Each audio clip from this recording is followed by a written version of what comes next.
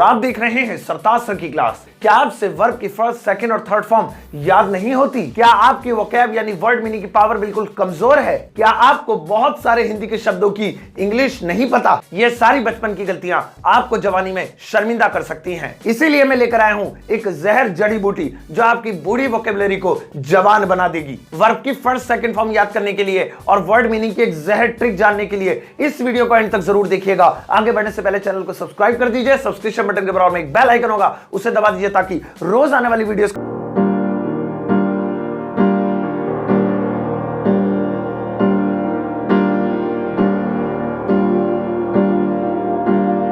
जरिए हम वर्ब की फर्स्ट, सेकंड और थर्ड फॉर्म याद कर सकते हैं। वर्ब याद करते समय सबसे बड़ी परेशानी जो हमारे सामने आती है वो ये होती है कि हमें प्रॉब्लम होती है ये जानने में कि किसकी वर्ब की first form, second form, third form एक जैसी है, किसमें ईडी लगेगा, किसमें ईडी नहीं लगेगा, किसकी तीनों अलग अलग होती हैं। तो मैं आज आपको जो जहर ट्रिक बताने जा रहा हूं उसके बाद आपकी ये प्रॉब्लम बिल्कुल दूर हो जाएगी। अब मैं आपको 4 ग्रुप्स दिखाऊंगा, group A, group B, group C और ग्रुप डी। इन चारों ग्रुप को अगर एक बार आप ध्यान से देख लेंगे और इनको फॉलो करेंगे तो यकीन मानिए आज के बाद आपको वर्ब की फर्स्ट, सेकंड, थर्ड फॉर्म बनाने में कभी भी प्रॉब्लम नहीं आएगी।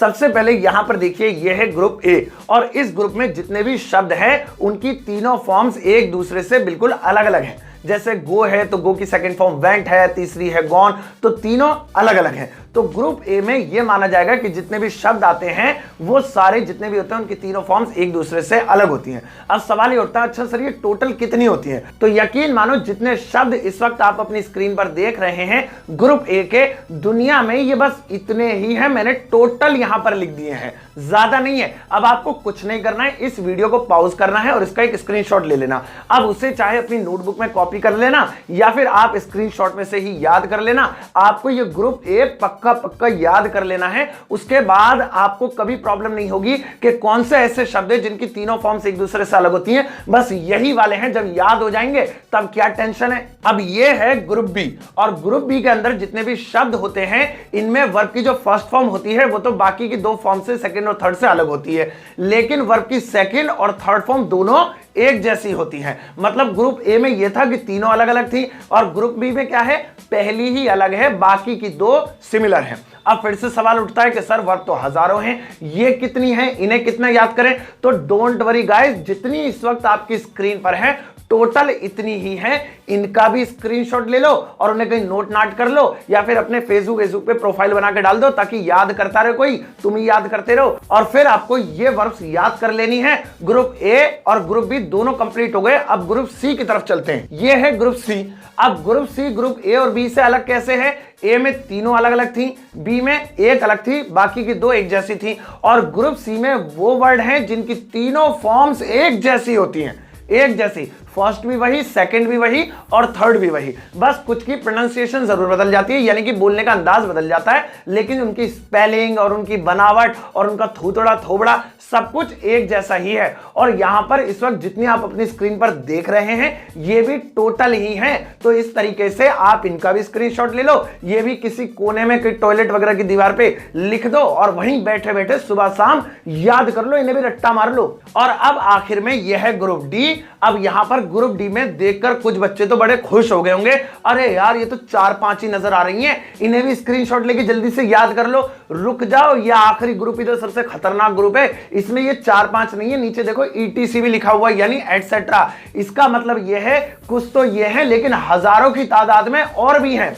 अब ये कैसे याद होंगी? तो इन्हें, यही तो ट्रिक है, इन्हें याद नहीं करना है, आपको बस ग्रुप ए याद करना है। ग्रुप ए में वो हैं जिनमें तीनों फॉर्म्स अलग अलग होती हैं। ग्रुप बी याद करना है, ग्रुप बी वो है जिसमें फर्स्ट अलग है, सेकंड और थर्ड एक जैसी हैं। ग्रुप सी याद करना है जिसमें तीनों एक जैसी होती हैं। और ग्रुप डी वो है जिसमें सेकंड और थर्ड फॉर्म में ईडी लगता है। तो यहां पर अब आपको समझ जाना चाहिए कि आपको बस ए, बी और सी याद करनी है। उसके बाद जितनी बची, यानी जो चीज आपने याद नहीं करी वो ग्रुप डी में है और ग्रुप डी में कुछ नहीं करना है, बस ईडी लगाकर काम बन जाएगा। जैसे लाफ की फर्स्ट फॉर्म लाफ ही होती है, लेकिन सेकंड और थर्ड बनाने के लिए अलग अलग कुछ नहीं करना है, बस ईडी चिपका दो, काम बन जाएगा। पकाने की कुक होती है, सेकंड और थर्ड याद कर लो, आपको पता लग जाएगा कि ईडी ईडी लगेगा।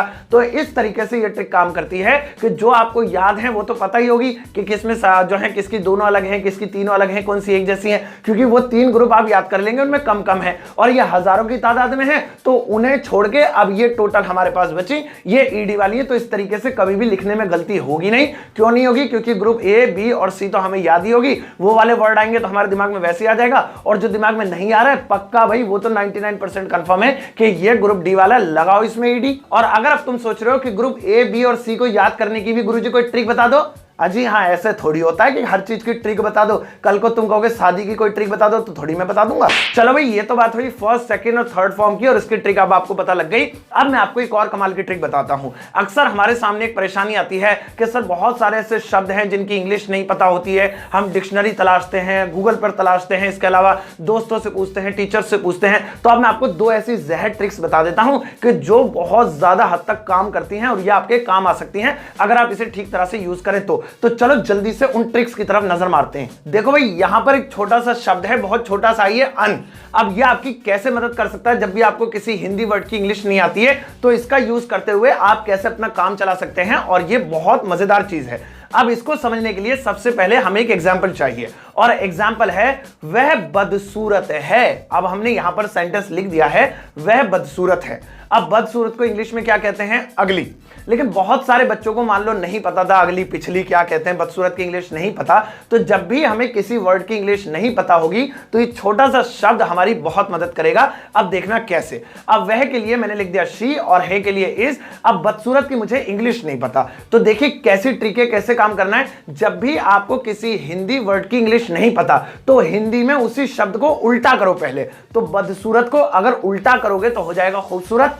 उल्टा करना मतलब उसका ऑपोजिट निकालना है, तो खूबसूरत। अब पक्का पक्का कई बार ऐसा देखा गया है, ऐसा मानना है, और 99% ऐसा होता है कि जिस शब्द की आपको इंग्लिश में मीनिंग नहीं पता होती उसी शब्द के ऑपोजिट वाले की आपको इंग्लिश में मीनिंग जरूर पता होती है। तो यहां पे बदसूरत का उल्टा है ब्यूटीफुल, यानी खूबसूरत। अब मैं यहां पर ब्यूटीफुल लिख दूं तो सेंटेंस तो गलत हो जाएगा, यानी वह बदसूरत है, शी इज ब्यूटीफुल, ये तो उल्टा हो गया। तो आपको अभी आधा काम तो कर दिया है, उल्टा करके आधा और करना है। इसमें अन लगा दो तो हो जाएगा अनब्यूटीफुल। तो अब हमने लिख दिया वह बदसूरत है, शी इज अनब्यूटीफुल। तो बिना अगली के यहां पर काम बन गया। देखा आपने, है ना कमाल की ट्रिक। हो सकता है शायद आपको पहले पता हो, लेकिन इसका यूज आज आप ढंग से सीख जाएंगे। एक बार फिर से कुछ और सेंटेंसेस पर इसको ट्राई करते और एक्सपेरिमेंट करके देखते हैं।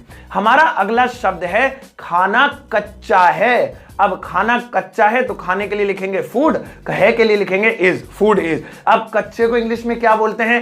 तो कच्चे को क्या बोलते हैं? नहीं पता। सो डोंट वरी, नहीं पता तो आप कच्चे को उल्टा करो पहले, यानी इसका ऑपोजिट मतलब निकालो हिंदी में। तो कच्चे का उल्टा होता है पका हुआ, और पके हुए को या पकने को बोलते हैं ना कुक्ड। कुक माने पकाना होता है, पके हुए को कुक्ड बोलते हैं। तो अब आपको वो कुक्ड लिखना है लेकिन अन के साथ, तो हो जाएगा खाना कच्चा है, फूड इज अनकुक्ड। अब ये वाला सेंटेंस देखो, कपड़े गीले हो रहे हैं। अब यहां पे मुझे इसको इंग्लिश में बनाना है। कपड़ों को लिखेंगे क्लॉथ्स, और रहा है, रही है, रहे हैं, ये तो प्रेजेंट कॉन्टिन्यूअस टेंस है ना, तो यहां पर आर लगा देंगे क्योंकि कपड़े एक से ज्यादा हैं। Clothes are. अब भाई गीले हो रहे हैं, गीले को क्या बोलते हैं? तो जल्दी से मोबाइल निकालेगा कोई डिक्शनरी निकालेगा, कोई गूगल पे सर्च करेगा। अरे यार पहले अपना माइंड भी तो यूज करो, इंसान नाम की भी तो कोई चीज होती है, उसने सब चीजें बनाई है, ट्राई करो। तो यहां पे अगर आपको गीले की इंग्लिश नहीं पता तो कोशिश करो, क्या पता आपको इसके उल्टे वाले की मीनिंग पता हो, ऑपोजिट की मीनिंग पता हो। तो गीले का ऑपोजिट होता है सूखा, और सूखने को इंग्लिश में काफी लोगों को पता होगा ड्राई बोलते हैं। ठीक है, तो अब आप क्या करेंगे, यहां पर ड्राई में आईएनजी तो लगाना पड़ेगा ना, क्योंकि अगर गीला वाला, गीले को वैसे वेट बोलते हैं तो उसमें भी आईएनजी लगाना पड़ता है क्योंकि कॉन्टिन्यूअस टेंस है। तो आप ड्राइंग में आईएनजी लगा दो। तो जैसे मैंने ड्राइंग लिखा तो इसकी हिंदी हो गई कपड़े सूख रहे हैं, जबकि हमें तो गीले बोलना है, तो कुछ नहीं करना, अन लगा दो। अब यहां पे हमारा सेंटेंस अगर मुझे बनाना है कपड़े गीले हो रहे हैं और गीले की इंग्लिश नहीं पता, तो मैं बोल सकता हूं क्लॉथ्स आर अनड्राइंग। कुछ और सेंटेंसेस मैंने अन लगाकर यहां पर बनाकर दिखाए हैं। वीडियो को पॉज कर इन पर नजर मारना कि किस तरह से कोई शब्द जिसकी इंग्लिश मुझे नहीं आती मान लो, तो मैंने उसके उल्टे पर अन लगाकर यहां पर सेंटेंस रेडी कर दिखा दिया, और यह 100% काम करेगा, कोई इसे गलत नहीं बोलेगा। अब दूसरी ट्रिक सीखते हैं कि अन के अलावा दूसरी ऐसी कौन सी ट्रिक है कि जब किसी हिंदी शब्द की इंग्लिश ना आए तो हम उसे इस्तेमाल कर लें। तो अब दूसरी ट्रिक देखो, और वो ट्रिक यह है कि जब भी हमें किसी वर्ड की यानी किसी कार्य की, किसी हिंदी शब्द की इंग्लिश नहीं आती तो उसकी जगह हम हार्डवेयर का इस्तेमाल कर सकते हैं। अब यहां पर हार्डवेयर शब्द आके आपके दिमाग में कंप्यूटर नाचने लगे होंगे, ऐसा नहीं है। हार्डवेयर का मतलब यह है कि बॉडी के किसी पार्ट से या फिर किसी दूसरी चीज से जिस काम को किया जा रहा है वर्ब की जगह उसका इस्तेमाल कर सकते हैं। मैं आपको पहले एक इजी एग्जांपल देकर दिखाता हूं, फिर एक मुश्किल एग्जांपल देकर दिखाऊंगा। पहला शब्द यहां पर देखिए लिखा है मैं देख रहा हूं। अब बच्चे बच्चे गली मोहल्ले के इतने इतने से वो कलुआ का लोंडा पीछे खेल रहा होगा पीली मिट्टी पे, वो भी बना लेता है मैं देख रहा हूं। I am watching, I am seeing, I am looking, simple है। लेकिन ये वॉच, ये सी, ये लुक, ये सब वर्ब हैं, वर्ड मीनिंग है। मान लो मुझे वर्ब ही ना आती हो तो हार्डवेयर का यूज करना है। हार्डवेयर मतलब कि देखने का काम किन से होता है, ये रे दीदे, इतने बड़े बड़े बटन, आंख, इनसे हम देखते हैं। तो यकीन मानो आप लुक, वॉच या सी के बजाय आई का भी इस्तेमाल कर सकते हैं, इसी में ING लगाकर आई एम, आइंग। अब आप कहेंगे मास्टर जी क्यों उल्लू बना रहे हो? भाई मैं झूठ नहीं बोल रहा। यकीन ना हो तो गूगल पर अभी सर्च कर देखो आई, और आई में नीचे रिजल्ट में आपको यह भी पता चलेगा कि आई माने सिर्फ आंख नहीं होता, उसका मतलब देखना भी होता है। या छोड़ो, इंटरनेट पर से भरोसा ही उठ गया जब से मियां खलीफा को देखा है। आप एक काम करना, आप ऑक्सफोर्ड डिक्शनरी उठाइए आज ही, अगर आपके घर में या फिर किसी भी पड़ोसी वड़ोसी घर में हो या कहीं लाइब्रेरी में, और वहां पर आई के आगे उसकी डेफिनेशन देखना। आई का मतलब देखना भी होता है, ईयर का मतलब सुनना भी होता है, नोज का मतलब सूंघना भी होता है, टीथ का मतलब काटना भी होता है। तो ये जो हमारे हार्डवेयर है, जिस जिस काम हमारे आते हैं हम वर्ब की जगह इनका इस्तेमाल कर सकते हैं। एक सेंटेंस और देखो जिसमें मैं हार्डवेयर का यूज कर उसको ट्रांसलेट करूंगा। वह तुम्हें गोली मार देगा। अब यहां पे सेंटेंस कैसे बनेगा? He will shoot you. लेकिन मान लो गोली मारने की हमें इंग्लिश पता ही नहीं है, तो हम नॉर्मली जिस हार्डवेयर का इस्तेमाल गोली मारने के लिए हुआ है उसका यूज यहां पर कर सकते हैं। तो वह तुम्हें गोली मार देगा, ही, वह, गा, यहां पर विल लगाएंगे। अब गोली मार देना, यहां पे हमें गोली मार देने की शूट पता नहीं है, तो ऐसी कंडीशन में क्या हार्डवेयर यूज होता है गोली मारने के लिए? बंदूक यूज होती है, और इसको इंग्लिश में बोलते हैं गन। तो यहां पे हम गोली मारने की जगह लिख सकते हैं गन, और तुम्हें के लिए you, he will gun you. अब कई चीज ऐसी होती है जो हमें हजम नहीं होती है, जैसे ये वाले सेंटेंसेस हो सकता है आपको अभी हजम नहीं हो रहे हो। अब मैं आपको कुछ ऐसे एग्जांपल्स देता हूं कि सबकी बोलती बंद हो जाएगी और आप कहोगे वाकई में सर ये बात सच है। जैसे कि अगर आप किसी भी अपने टीचर से पूछना कि सर मैं एक सेंटेंस बनाना चाहता हूं, मैं पौधों को पानी दूंगा, तो यहां पे पानी देने के लिए क्या बताएंगे? 99% टीचर्स आपको ये कहेंगे पानी देने को बोलते हैं वाटर। आप कहेंगे पानी को तो वाटर बोलते हैं, पानी देने को भी वाटर बोलते हैं। बिल्कुल सही, पानी देने को भी वाटर बोलते हैं। ये वही कला है जो मैंने आज आपको सिखाई है, हार्डवेयर का इस्तेमाल करा है। I will water the plant, यानी मैं पौधों को पानी दूंगा, तो यहां पे वाटर द प्लांट यानी पौधों को पानी देना, देने के लिए अलग से कुछ लगाया ही नहीं। जबकि गिव भी लगा सकते थे, या छिड़कने विड़कने की भी इंग्लिश लगा सकते थे या नहीं लगा सकते थे। उसने टिकट पंजीकृत की, अब यहां पे उसने ही अब पंजीकृत की, ये क्या चीज है सर जी? तो पंजीकृत मतलब बुक करना। अब आपको ज्यादातर बुक करने का ही याद होगा, ये वाला वर्ड याद रहता है, पंजीकरण करना। ये हिंदी के शब्द हैं, बहुत टफ हैं, ये बहुत मुश्किल से याद होते हैं। अब बुक करना, अब आप कहोगे बुक का मतलब किताब भी होता है, और ये वो वाला बुक है, यानी किस चीज को बुक करना।